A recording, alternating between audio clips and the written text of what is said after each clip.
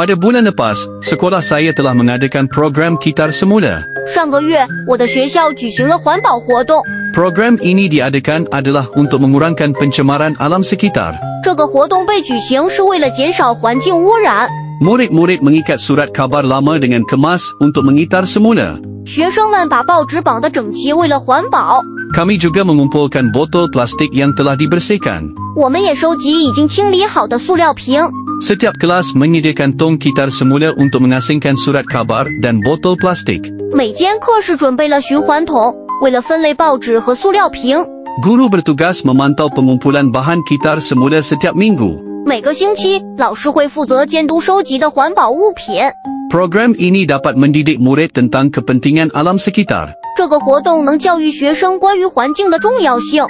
Semua murid bekerjasama untuk menjayakan program ini.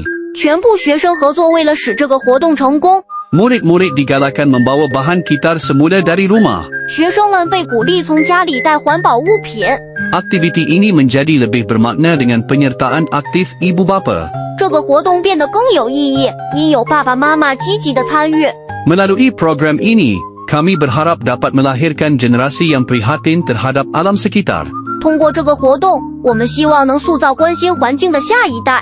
Kitar semula adalah tanggungjawab bersama untuk masa depan yang lebih hijau. 环保是大家的责任，为了更美好的未来。